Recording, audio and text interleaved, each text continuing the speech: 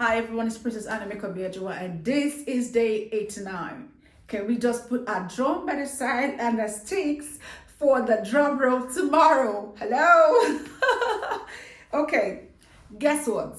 Today's lesson is from James chapter 2. You know, there were many books, right, in this day's study, so you probably know the book I was going to come from. So this is James 2, and I want to talk about mercy. I've told you guys that God has a justice system that He does not break. What Jesus did on the cross for us was to satisfy God's justice system, because apart from God, there are other beings there who would say this is righteous or not righteous. People who have been around the glory, who have been around His integrity, God's own integrity, that even if God was tempted, which is not possible, to not be righteous, in the sense that He loves you so much, you will not overlook. He has to find something to meet up with that. And that thing is the blood of Christ. So when we say that Jesus died for us, it's not because death was sweet, or He just loves you, wanted to die for you. Jesus's death was meeting up what we couldn't measure when it comes to God's justice scale. We couldn't just meet up with that standard. And now, something very remarkable and powerful I want to share with you today. It seems like a common thing, but it is a very powerful weapon in the spirit. It's called mercy. James chapter 2, verse 11. It says, 2 verse 13, I beg your pardon. There will be no mercy for those who have not shown mercy to others. But if you have been merciful, God will be merciful when He judges you. So one of the ways to, in quote, cheat God's justice system, if I could put it that way, the cheat code is to be merciful. I'm not saying that when you now die in your sin now, they will not say, okay, you're merciful, you should go. That's not working there. It only works here. Do you get my point? It doesn't work over there. It works here, right? So if you notice that maybe you're struggling to get everyday favor, even if it's major favor that other people seem to enjoy. That's the reason every major miracle, major healing begins from forgiveness. When you forgive someone who's hurt you, forgive someone who's done you something incredibly wrong, you are showing a kind of mercy. Your heart might be crying out for justice, but if you make up your mind, if you choose to forgive, in that state, you just let a powerful law, because the mercy of God is the only thing that can override God's justice system. The mercy of God. So whenever we are showing mercy to the undeserving, you are doing something that Satan does not have the capacity. Satan cannot show mercy. Even if he wants to, which is impossible, he just can't.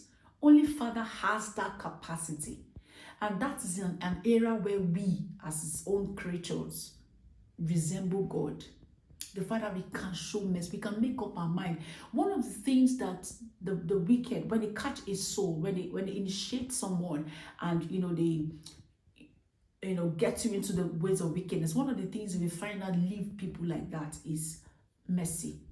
You say, this person is so cruel, this person is so wicked. The first thing they take out of the person's heart is the ability to be merciful, because that thing is a God character, is a God nature. So when you are being merciful to those who have done you things that are crazy, you are wielding an authority in the spirit that if anything happens and you have to be judged, that record will show up for you. And one of the other ways to show mercy, you're driving in the car, like those of you in Nigeria or in Lagos, for instance, and there's hold up, and you see somebody that wants to sell pure water that is now like 15 naira, right? And the person is running 30 miles away, like very far, chasing your car, and you're trying to beat traffic. You don't want to stop or park because it's not a place to stop. And the person runs that far, and God helps him or her. They catch up with you. You will now give them 100 naira, still collect it, and you're inside Jeep. And it's not like, oh, you're broke, you have money. At that point in time, you've not shown mercy. Mercy is pity. Right? The person deserves 15 naira, but mercy will say, let go this change. You say, no, I can't leave my change for you. I can't leave my change. Go and find change. That's even where you want to even pack to collect 15 naira. That is called wickedness. It's not only so you kill somebody and drink their blood that you're wicked, right? When you do something like that, it is wickedness. Apostle James, I beg your pardon, it's telling us to say that when you need the mercy of God, these actions of mercy you've scattered here and there will speak for you. Someone told you about a problem. You can't solve all the problem. The problem is in millions, but you have 10 naira. You give, that's mercy. All these things they're accumulating for you. When you need mercy to break through a circumstance, when you need mercy to break through an experience, that same mercy that you've been sowing will come back to you the several fold and get you out. Not just to say, God, have mercy on me. Look for opportunities to be merciful to others. The poor, the orphans, the helpless, the weak.